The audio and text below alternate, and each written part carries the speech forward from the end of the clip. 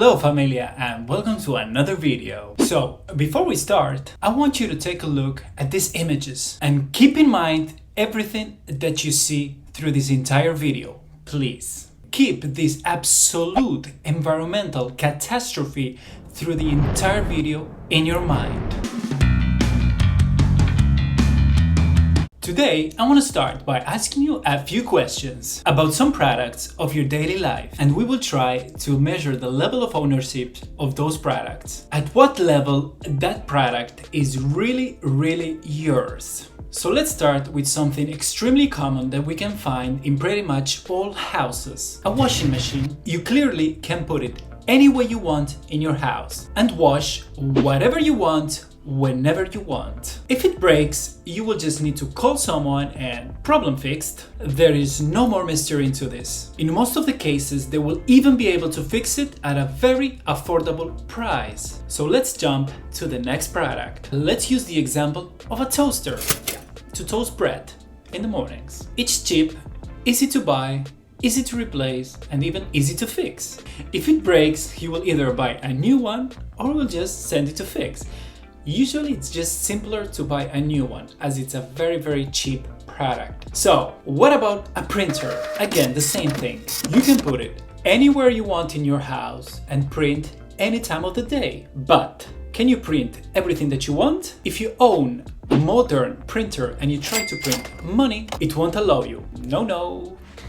So here we start to see some limits to the things we can or we can't do with a product. Let's keep digging more. So when you buy a car, do you really own it? Technically speaking, you can do whatever you want with it. There are some rules that you will need to follow, speed limits and directions to drive, but that mostly is for security reasons, for your security and my security. But you can do whatever you want with your car. You can modify it, add things, remove things, change the design completely, and have an awesome van that you can use to escape the next zombie apocalypse in your city.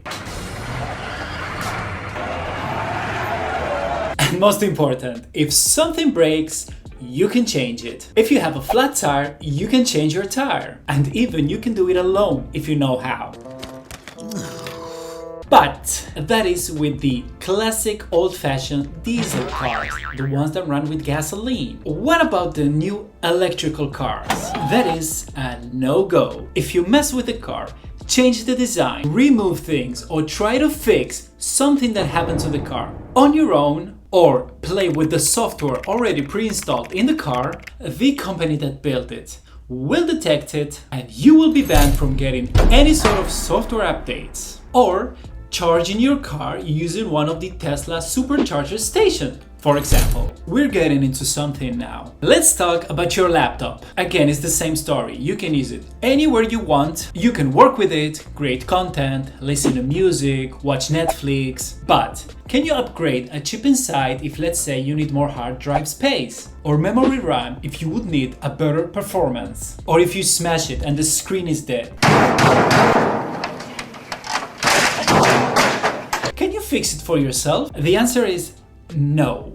Starting from 2020 and 2021, most of the high-end laptops introduced in the market are one super solid slim chip. There are no replacement parts and there are no moving parts. Everything is welded into the motherboard. If a little chip dies or your battery dies or you want to get an upgrade, you can't do it. You need to buy a brand new machine. No.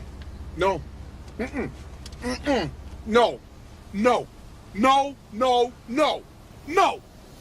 no. I refuse. No. So what about your phone? It's yours. You can use it, you can make calls, you can play games, you can record videos, you can watch YouTube and share my videos with your friends. Yeah! That is an absolute. But what if it breaks? What if you crack the screen? Can you just get a new screen and replace it on your own or in your local repair shop? The answer is no.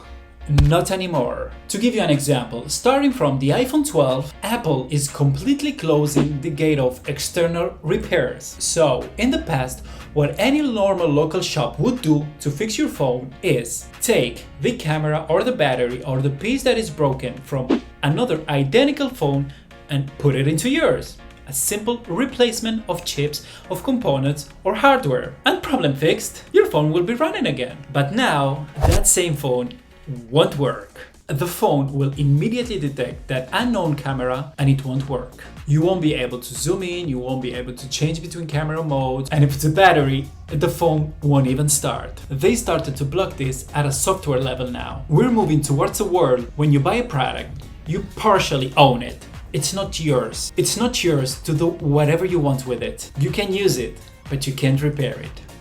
And tech breaks. No matter how careful you are, your tech product will break one day, like it or not. Even if you keep it in a bag all the time, one day it will die. Maybe in some places or in some countries they can find a way to bypass this. But come on, not everybody's a hardware or software engineer. And the worst thing is that even if your local repair shop wants to buy a brand new original chip to perform the repair for you, these suppliers of those chips are banned from selling to anyone but the company they're representing. There is absolutely nothing we can do. I mean, just focus with me here. Just try to open your iPhone. It's a real pain in the ass. You will need special equipment and to be extremely careful because it's designed to break if you attempt to open it. And you will lose your warranty immediately.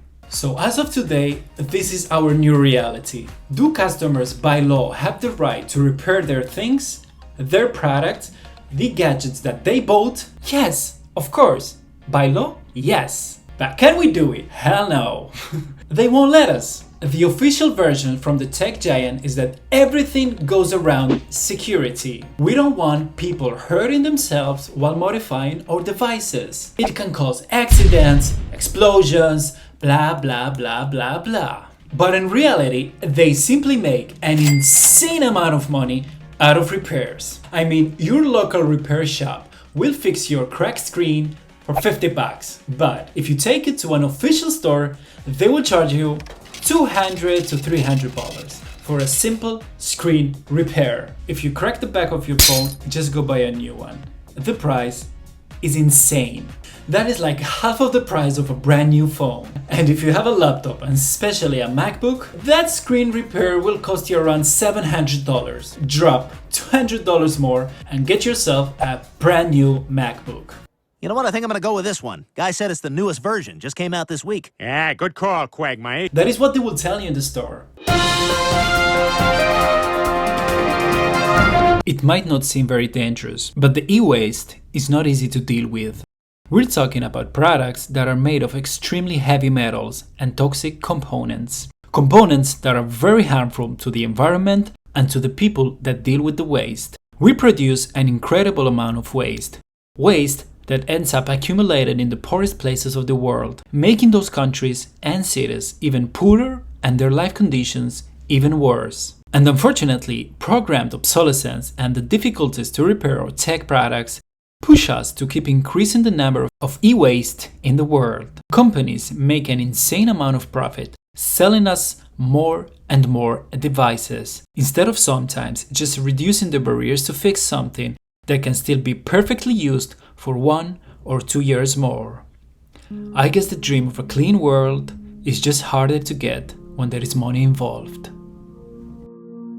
So yes, nowadays, local repair shops in the United States and in Europe are fighting tech giants for the right to repair devices, for the right of being able to buy components and to get schematics of the devices. But in my opinion, this looks like a lost war, and we will be moving towards a world where you can't fix anything that you own. Because you don't own it. The company owns it. You're just paying to use it. And that was it for today. Hope you enjoyed the video. Leave a comment if you'd like to share something with me. Drop a like if you enjoyed it, and see you in the next one. Ciao ciao!